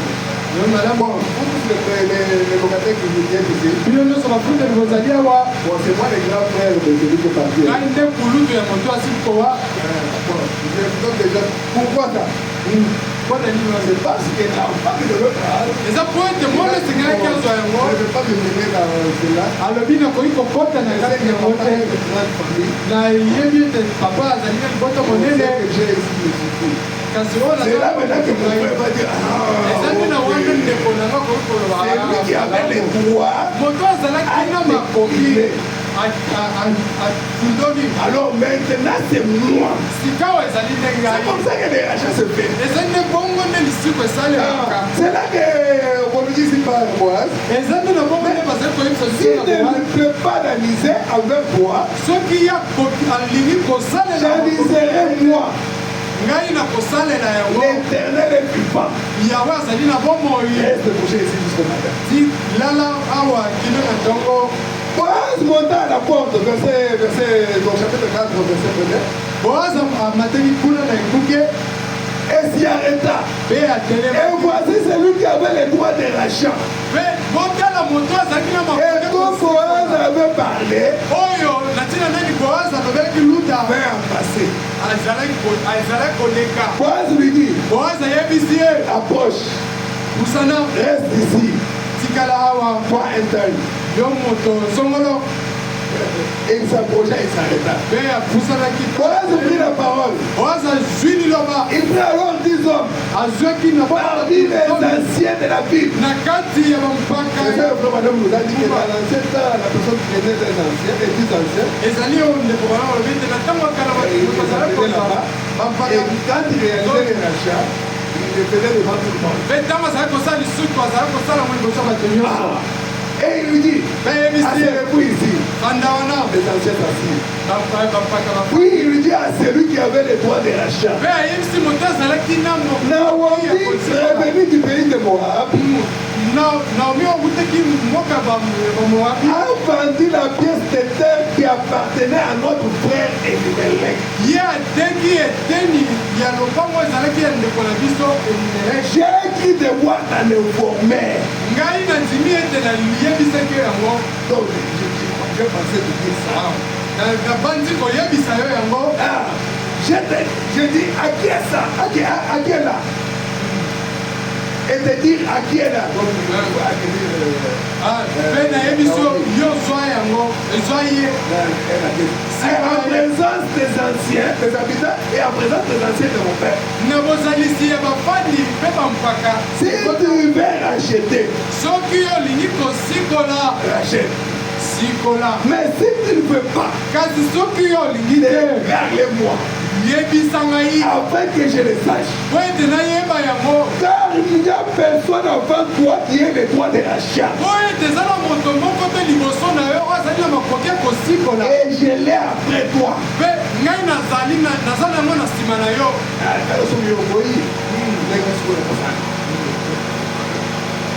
Et il me répondit, mpe ayanoli je rachèterai. ngai nakosikola Je vais racheter. nakosikola Boaz dit, le jour où tu acquéras les champs de la main de Naomi, mokolo okozwelanga na maboko na tu yo l'acquéras en même temps de Ruth, la Moabite. mpe okozwa yango elongo na luta Femme qui te fait pour élever les autres de fait dans ton héritage. mwasi ya bawa oyo opesa bango bokitani Amen. amen C'est à ce niveau-là. eza nde na esika wana Il s'est dit, nde abilobelaki je ne saurais pas. nakokoka te Au verset 6. Et celui qui avait les droits de rachat répondit, mpe moto azalaki na makoki je kosikola ne puis racheter pour mon compte. nakokoka te kosomba na bozwi na ngai Crainte de détruire mon héritage. pamba te nabungisa libula na ngai Donc, il n'avait pas beaucoup d'argent. elaki nete azalaki na misolo mingi te Amen. Il n'avait pas beaucoup d'argent.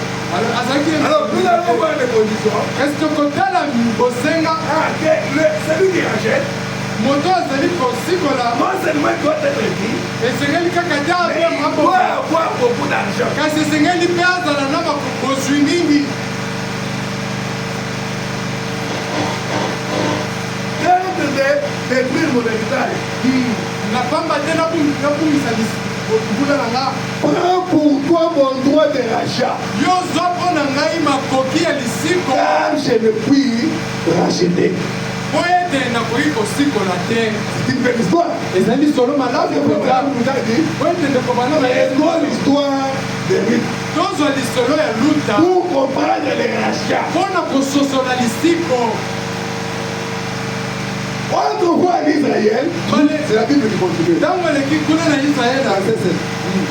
Pour valider une affaire quelconque, mpo na kondimisa likambo moko relative à un rachat oyo ekokani na ou à un échange, to mpe na l'un ôtait son soulier moto moko azali kolongola et le donnait à l'autre. mpe azali kopesa yango na moto Cela servait de témoignage en Israël. yango ezalaki litatoli na israele Et quand Jésus est venu, mpe ntango yesu aye c'était dans un but ezalaki na ntina pour moko les rachats, mpo na kosikola pour racheter. mpo na kosikola Mais Jean-Baptiste kasi yohani a mobati dit, alobi moi je ne suis pas digne du rachat. ngai nabongi te mpo Je na ne saurais kosikola pas racheter. nakokoka kosikola te Je n'ai même pas le droit de lier les lacets de ta nazali chaussure. kutu na makoki te ya kofongola C'est ça que Jean-Baptiste avait dit. ezali Je oyo ne peux même pas ouvrir les lacets de ta chaussure. nakoki te kutu kofongola te singa ya sabata na ye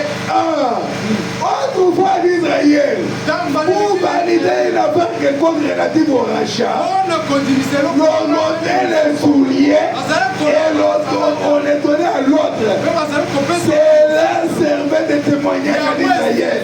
ezalaki lokola litatoli Jean-Baptiste a dit aujourd'hui, je ne suis pas digne yohani mobatisa alobi na lilobe de pécher. ya kofongola ta singa Qu'est-ce qu'il devrait de le livre? nani akoki kokolokosa buku Jean-Baptiste a pris.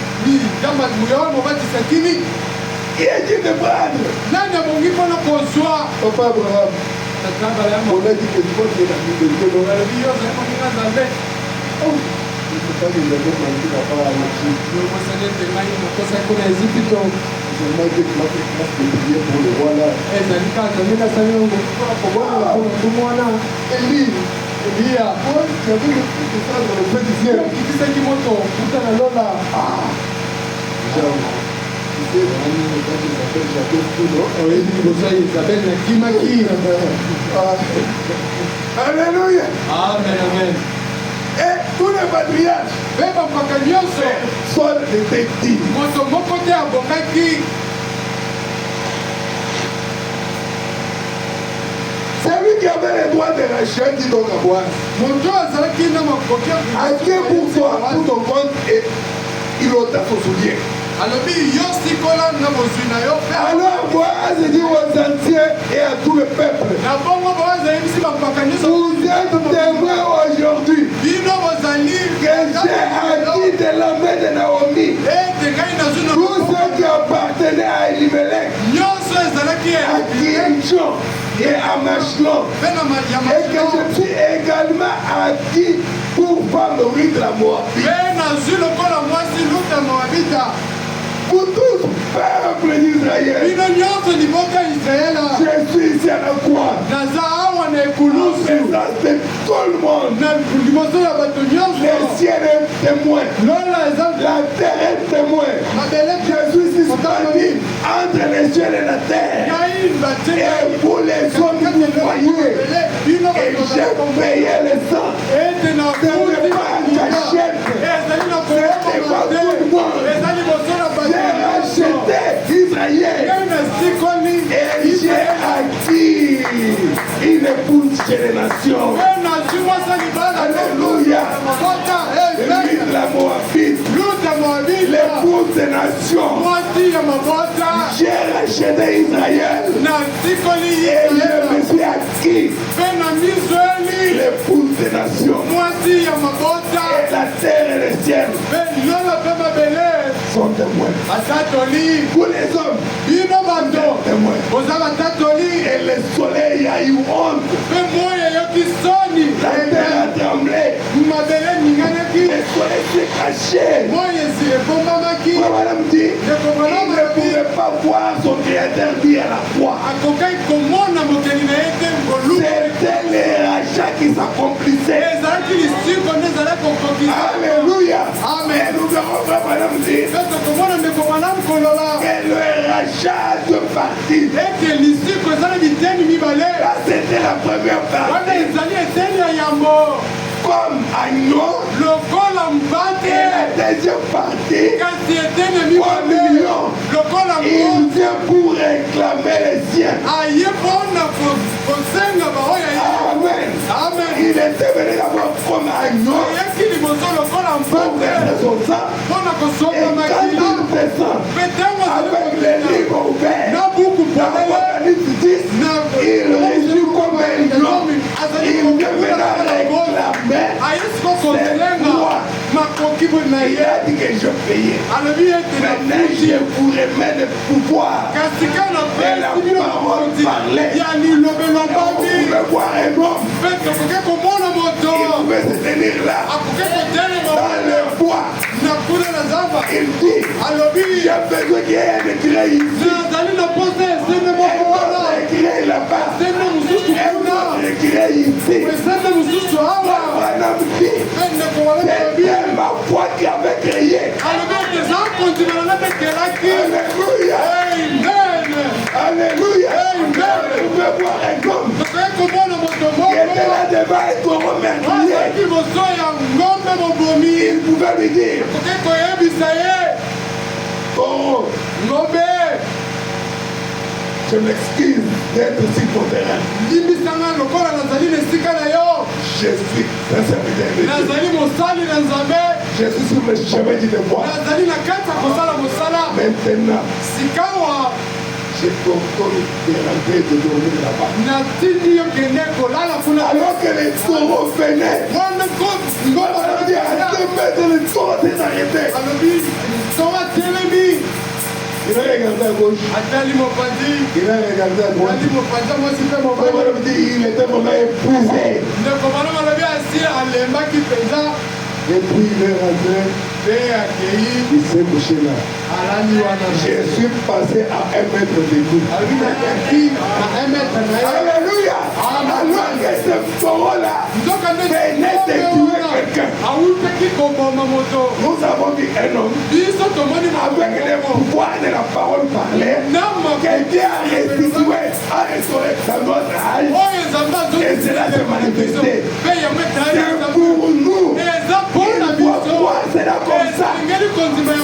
Cela n'est pas prêché pour les airs. C'est pour nous.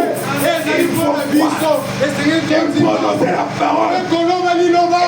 Quelle soit la situation. Un jour, frère, madame était à Portland. Il dit, je dois de faire une campagne d'évangélisation. Il dit sur la chaîne, à l'estrade là-bas, il y avait à peu près 150 prédicateurs. Et dans la foule, il a surgi un fou. Le fou dont répond à notre part. Il a dit quoi? Faux jeton. Ça c'est le terme que je prends madame. Faux jeton. Aujourd'hui on fait des faux jeton. Faux jeton. Qui t'a permis de tenir des campagnes ici? Attends, je vais te montrer de quelle voie je me choque. Alléluia. Je vais te montrer de quelle voie je me choque. Frère, madame dit, la salle est restée silencieuse. De telle sorte que comme si une équipe tombait, tu pouvais attendre. Et le monsieur là s'avançait. Il dit, je vais te prouver. Alléluia. Il dit, les prédicateurs sont partis comme des mouches. C'est ça les termes de Jésus. Ils sont partis comme des mouches. Jésus restait seul à la chair. Et la personne là revenait. Il faisait sortir les cachets. Pour gérer ce problème. Et puis je vais te tuer aujourd'hui. Pour monter sur le plat. Madame dit, au lieu de les haïr, je l'ai aimé. Parce que là-bas, c'est seulement l'amour parfait qui est vrai. Au lieu de les haïr, je l'ai aimé. Et je lui ai dit, parce que tu as défié. Il a défié l'esprit de Dieu. Aujourd'hui, il ira avec Dieu. Quoi? Moi, à tes pieds, j'ai parlé de ma calmement. Il me bénira moi. Comment ça tout moi il est mort.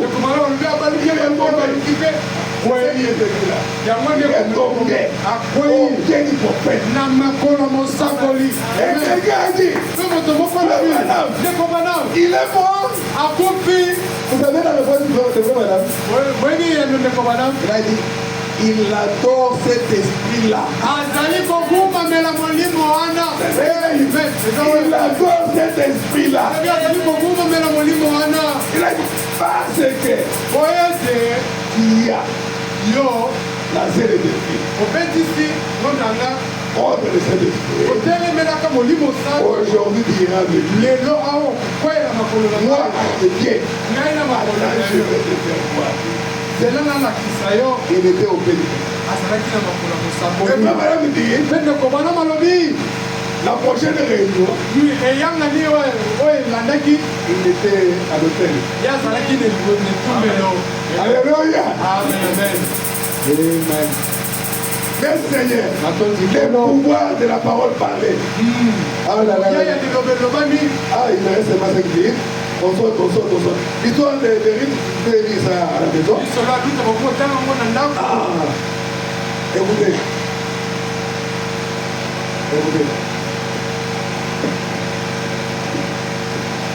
En tout cas, si vous me donnez 15 minutes, je vais. En tout cas, 15 minutes, je vais. 15 minutes là, c'est plus les 5 minutes qui restent au milieu de 5 minutes. Alléluia. Écoutez. Par exemple, ça, c'est la grande madame dit. Et ainsi, il demanda donc à son frère, un autre qui était plus proche que lui. Ah, c'est moi qui a demandé celui-là. S'il pouvait racheter cela, mais ce dernier ne pouvait pas le faire. Ainsi, il s'est rendu là pour donner un parfait exemple des lois de Dieu. Il s'est rendu au port, il ôta son soulier et dit, et l'on sache aujourd'hui que j'ai racheté tout ce qui est dans Naomi, tout ce qu'elle a, tout ce qu'Elimelech, mon frère, a perdu. Je suis le plus proche parent maintenant. Et je suis celui qui peut racheter cela. Ainsi, je suis venu réclamer cela. S'il y a ici un homme qui peut présenter une raison valable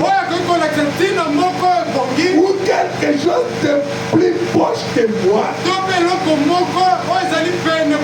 il le va savoir.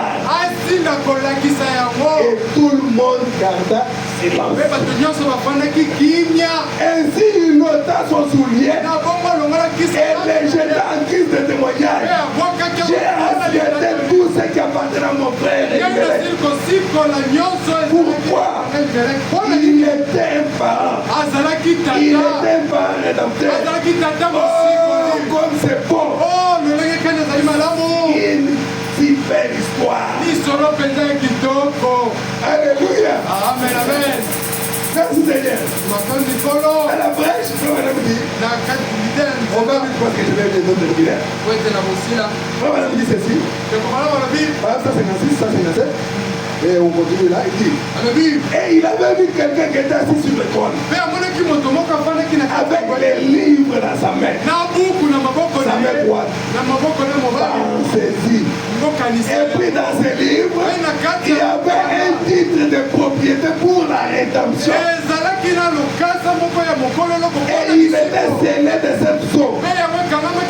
Alors, un ange s'est avancé. Un ange puissant qui proclamait d'une voix forte, qui était dit d'ouvrir les livres, de prendre les livres, qui pouvait ouvrir les eaux, qui pouvait ouvrir les livres.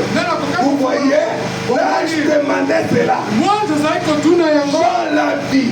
Et il a dit, maintenant qui est-il?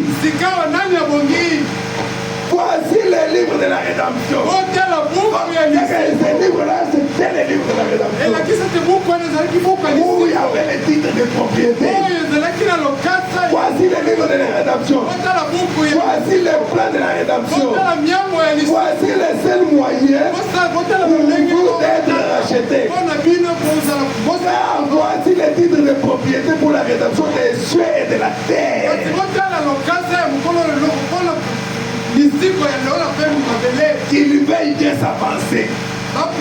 bapusana sikawa olala Qu'il parle maintenant aloba sikawa ou qu'il se taise pour toujours. to mpe akama monoko mpona libela Il peut prendre les livres. nani C'est kokozwa lui qui est buku dit qu'il puisse avancer. moto abongi Qu'il parle maintenant. abelema mpe aloba Et sikawa ça l'a fait après, oh non, d'ailleurs, moi, si on m'avait donné le temps, j'avais quelque chose à dire. Non, nous voulons bénir le mariage maintenant. tolingi topambola likwela C'est sikawa lui qui connaît quelque chose. moto ayebi likambo On peut moko faire que ce mariage, oyo ekoki tosala où c'était likwela oyo jeunes gens, to mpe bilenga oyo ne mibale soient pas unis légalement, tel basala que le dit la parole. lolenge Quelqu'un qui connaît quelque chose de valable, moto ayebi likambo moko oyo ezali ya il solo nous le dit. ayebisa biso S'il n'y a personne, soki moto aza te gardez votre bouche fermée jusqu'à la mort. kanga monoko na bino C'est kufa comme ça qu'est la formule, non? yango nde Mais la même chose avec les rachats. eza lolenge moko na Là, j'ai dit, celui qui connaît, moto ayebi dit quelque chose. aloba eloko Oh, moko oh, ça ne veut pas donner le temps. oyo bapesaki biso ntango te Le temps est là. ngonga ya boyo Alléluia. amen L'appel de l'ange était un appel destiné à faire apparaître le parrain rédempteur. mbela ya mwaje etinamaki mpona kotalisa tata mosikoli Dieu a dit, Dieu a établi une loi. nzambe ate Un mobeko parent rédempteur tata mosikoli peut servir de substitut. ye akoki kozwa esika Mais où est ce parent rédempteur? kasi wapi Il tata peut mosikoli prendre les livres. oyo akoki kozwa Et buku depuis Adam jusqu'à la fin, mpe uta ada mokilo na en suma passant par tous les apôtres et tous les prophètes, olekaka na nzela et tous les restes, on n'a trouvé personne.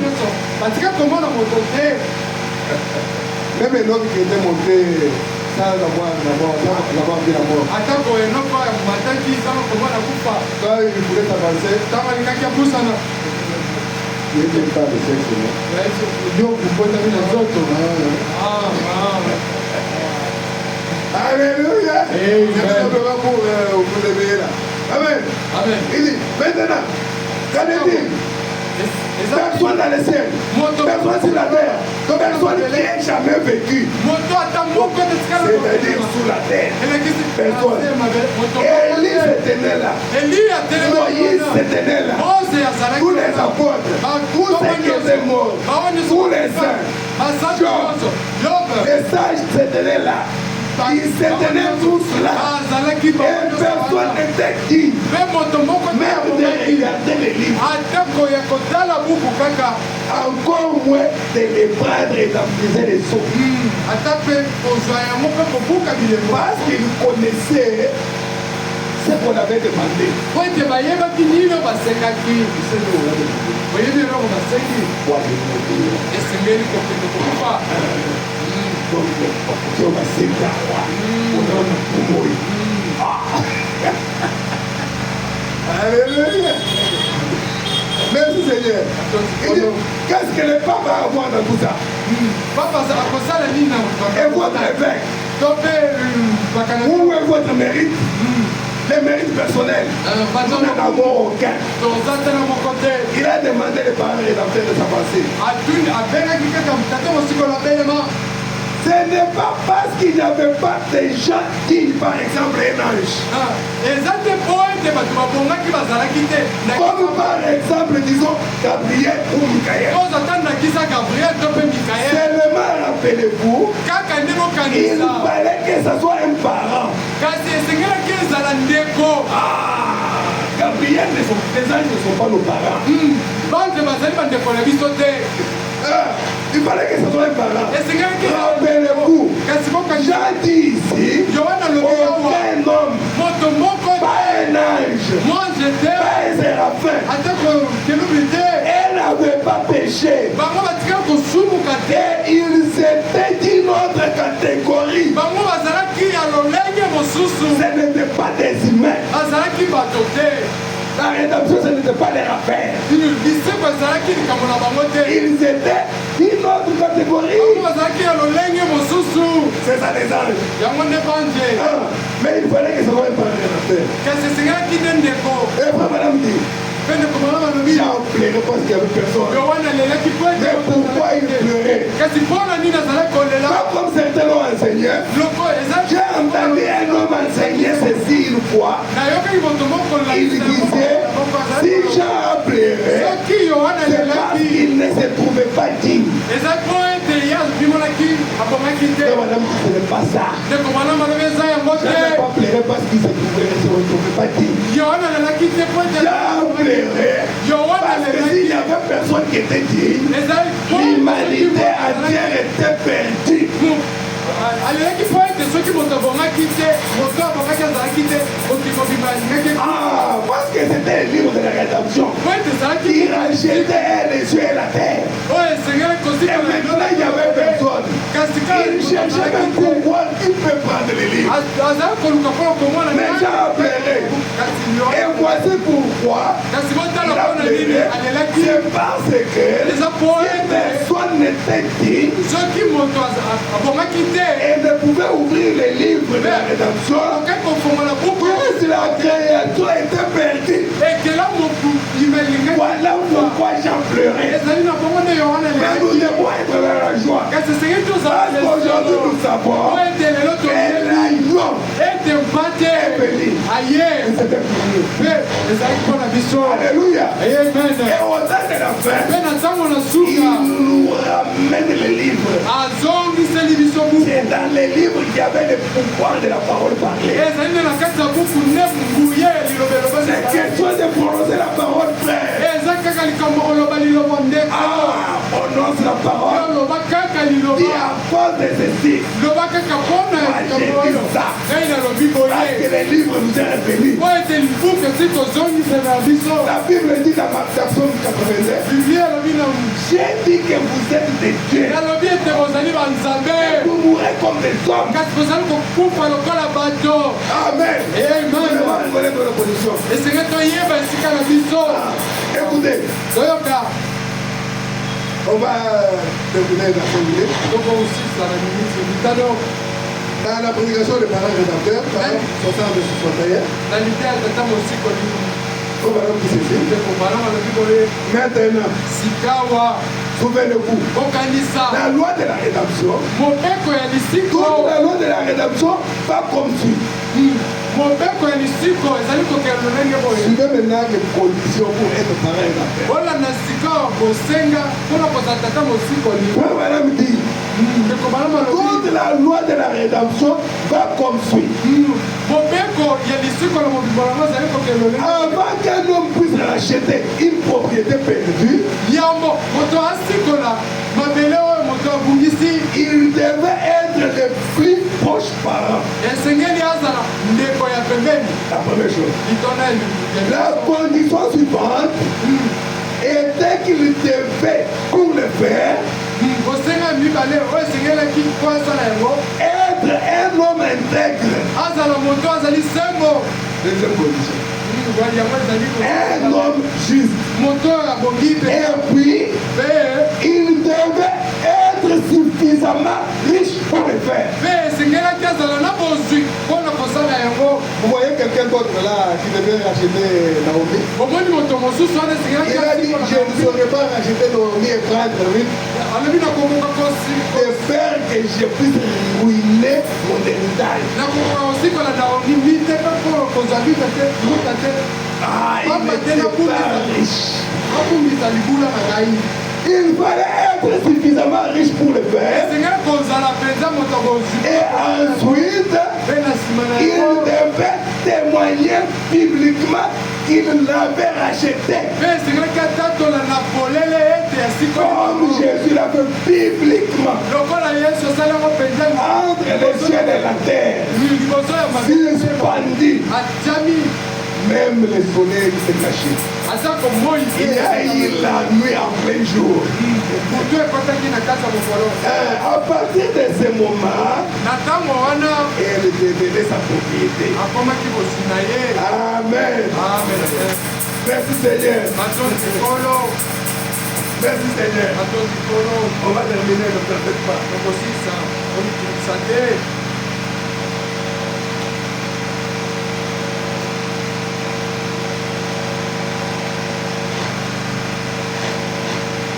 Alléluia. Écoutez. Yoka.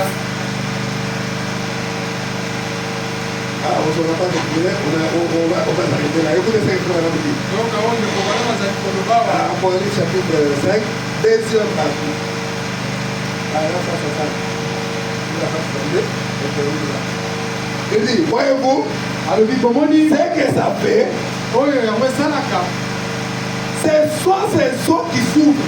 ezali na bilembo oyo ezali kofolama Les livres là, buku wana c'était des eaux qui s'ouvraient, ezalaki bilembo nde ezalaki qui commencent à révéler le plan de la rédemption. oyo ebandi kotalisa nyango ya lisimbo Montrant comment il l'a fait, kotalisaka lolenge kani asali yango c'est entièrement terminé maintenant. yango esili mpenza C'est sikawa presque à la fin. yango komi mpenza na Nous suka sommes au temps de la fin. komi na ntango na suka C'est pourquoi ces choses sont en train d'être révélées. ezali na ntina wana nde makambo komi kotalisama. Alléluia. Amen. Ah, maintenant, Sikawa notre parent reçoit le livre de la rédemption qui est scellé de cette source. Ah, ndeko ya biso azwi buku oyo ekangami na c'est la main du propriétaire originel. outa na maboko Quand nous l'avons perdu au jardin de d'Éden, ntango au tobungisana travers d'Adam, na nzela il est retourné au propriétaire originel. ezongi na mokolo Mais il y avait un braconnier. elakisi ete ezalaki Il y avait un braconnier, un intrus sur la terre. C'était Satan. ezalaki satana Ah, cette terre ne lui appartient pas. mabele oyo ezalaki Elle appartient à Dieu. ezali ya nzambe Mais Satan, lui, c'est un braconnier. kasi satana ye azali lokola moto Alléluia. Lui, c'est un braconnier. ye azali moyibi Il est venu tout simplement pour prendre ye aye kaka mpona kozwa ce qui était à l'homme. oyo ezalaki ya moto Merci Seigneur. matondi nkolo Paradoxe 42. Ce livre de Josué, buku oyo yoswa à vrai dire, na bosolo c'est le livre de la rédemption. ezali buku ya lisiko Dans l'Ancien Testament, na boyokani na kala Josué, nous devons le considérer comme étant le livre de la rédemption. nyonso azali kozwa biso lokola buku ya lisiko En effet, la rédemption a deux parties. na bosolo lisiko ezali na biteni mibale La rédemption a deux parties en tout. lisiko ezali na C'est sortir de ezali kobima na et entrer. mpe kokotana Il faut des aspects pour qu'il y ait la rédemption. esengeli biloko mibale po ete lisiko esalema Comment le prophète dit que la rédemption a deux parties? poni mosako azali koloba ete lisiko eza biteni mibale C'est quand Jésus vient, elakisi ntango yesu aye il a versé son sang. asopi makila Un agneau.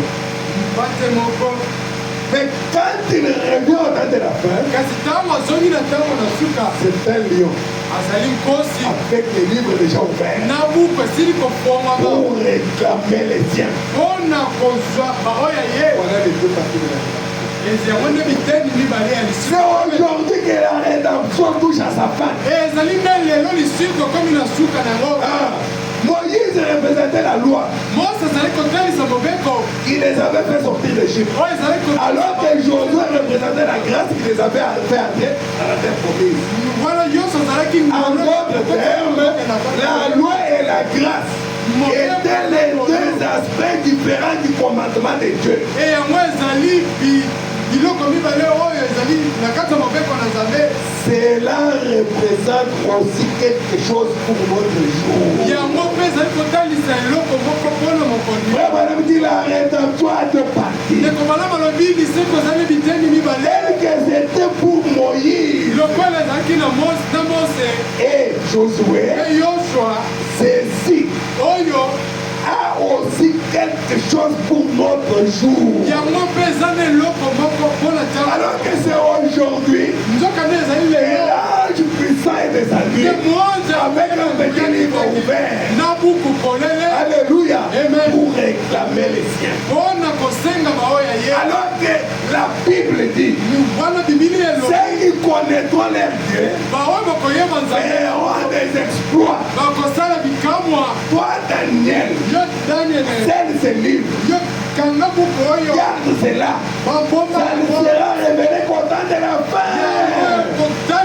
Plusieurs liront et la connaissance augmentera. Et ceux qui auront connu leur Dieu feront des exploits. Vous êtes ceux-là qui connaissent leur Dieu. Parce que beaucoup ne connaissent pas Dieu, mais ils vont quand même l'adorer. Mais vous avez la représentation de ce qu'est Dieu. Vous devez être heureux, sachant que les livres est révélé et c'est toute chose impossible. Quand Dieu est devant n'importe quelle situation, il te dit, je suis fils de Dieu. Je dois prononcer la parole. Je prononce la parole. Et la chose doit arriver. Je prononce et tu gardes la foi. Ta propre foi. Et Abraham dit, dans la foi parfaite, si vous ne pouvez pas croire jusqu'à ce niveau, prenez ma foi. Alléluia. Prenez ma foi.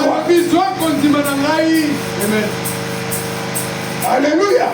Toute chose est devant nous. À nous de prononcer la parole.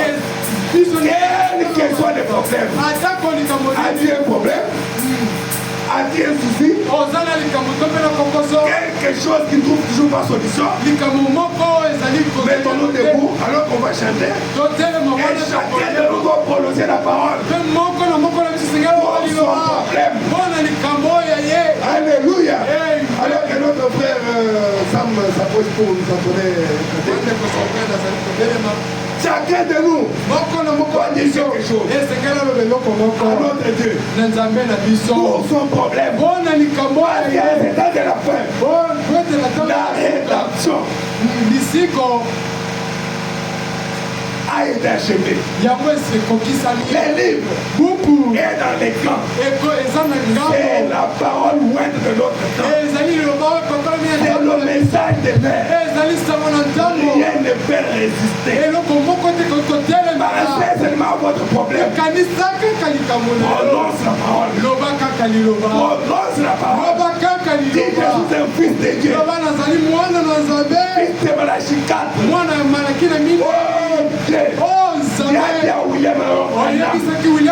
Si tu peux amener les gens à te croire, rien ne résistera à ta prière.